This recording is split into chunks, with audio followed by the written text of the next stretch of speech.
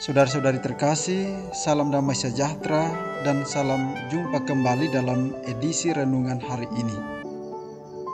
Saudara-saudari terkasih, hari ini Senin 26 Juli 2021, referensi renungan hari ini diambil dari Kitab Putra Sirak, bab 44 ayat 1, dilanjutkan dengan ayat 10 sampai dengan 15.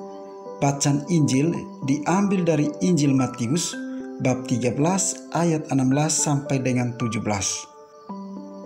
Saudara-saudari terkasih, keselamatan merupakan sebuah istilah yang tidak asing dalam urusan-urusan yang berkaitan dengan bidang keagamaan. Istilah keselamatan berkaitan erat dengan kata selamat yang mengacu pada suatu kondisi atau keadaan terbebas dari bencana atau malapetaka. Dalam kaitan dengan misi keselamatan Allah, Yesus diutus untuk menyelamatkan manusia dengan mewartakan berita tentang kerajaan Allah untuk membawa manusia pada keselamatan. Dalam pewartaannya, Yesus menggunakan berbagai cara, misalnya dengan bercerita atau mengajar dalam berbagai perumpamaan. Saudara-saudari terkasih, dalam kisah Injil Matius hari ini, kita dapat menemukan perikop tentang bagaimana Yesus mewartakan kerajaan Allah melalui perumpamaan. Misalnya, perumpamaan tentang seorang penabur benih. Perumpamaan ini sesungguhnya hendak memperlihatkan bagaimana Yesus mau agar orang mengerti persoalan tentang kerajaan Allah itu, walaupun ia tidak menjelaskan kepada orang banyak tentang perumpamaan itu. Ia hanya menjelaskan persoalan tersebut kepada kalangan tertentu, yaitu para muridnya. Karena itu, dalam Injil hari ini, Yesus menegaskan bahwa berbahagialah matamu karena melihat dan telingamu karena mendengar. Saudara-saudari terkasih, sebagai manusia biasa, kita juga perlu menyadari akan siapa diri kita. Kita sebagai manusia yang penuh dengan segala kekurangan dan keterbatasan, serta kelemahan dan dosa, harus menyadari bahwa Allah selalu beserta kita. Allah senantiasa menyertai kita umatnya.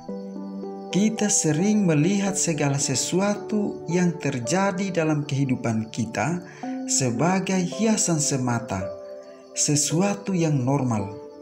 Padahal kalau kita melihatnya dengan kacamata iman, peristiwa yang terjadi itu adalah suatu rencana yang telah dibuat dan diwujud nyatakan dalam kehidupan kita oleh Allah. Hal ini terlihat ketika Yesus mewartakan keselamatan tentang kerajaan Allah melalui perumpamaan.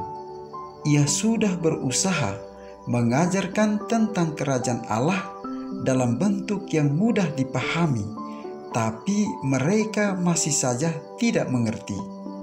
Saudara-saudari terkasih, Santo Yoakim dan Santa Ana yang kita peringati hari ini adalah orang tua dari Bunda Maria. Mereka pasti tampil sebagai orang tua yang bijaksana dan penuh iman, sehingga mampu mengkondisikan hidup keseharian dari anaknya, yaitu Bunda Maria, yang sungguh hidup dalam kesalehan. Mereka telah mampu mendengarkan maksud dan rencana Tuhan atas diri mereka. Selain itu, mereka juga telah mampu mengaplikasikan pesan Tuhan dalam kehidupan keluarga yang mereka bangun. Pesan Injil pada peringatan Santo Yoakim dan Santa Ana hari ini menyadarkan kita untuk senantiasa tampil sebagai orang yang bijaksana dalam setiap aneka peristiwa hidup kita. Dengan telinga dan mata yang kita miliki, kita diharapkan mampu memahami maksud dan rencana Allah dalam seluruh peziarah hidup kita. Bercermin pada pribadi Santo Yoakim dan Santa Ana, maka menjadi orang tua yang saleh dan bijaksana, serta mampu memberi suri teladan yang baik di tengah-tengah keluarga, akan membentuk anak-anak menjadi pribadi yang baik dan saleh pula. Apakah kita sudah berusaha untuk menjadi anggota keluarga yang baik dan saleh di tengah-tengah keluarga kita? Saudara-saudari terkasih, marilah kita sadar akan apa yang ada dalam diri kita. Menyadari akan kehadiran Yesus dengan cara menghargai diri kita sendiri. Sebab masih ada banyak orang belum bisa menyadari akan kehadiran Allah dalam hidupnya. Itulah mengapa dengan kesadaran diri yang kita bangun, kita pasti akan selalu bersyukur dengan setiap peristiwa yang terjadi dalam hidup kita. Kiranya Tuhan memberkati kita.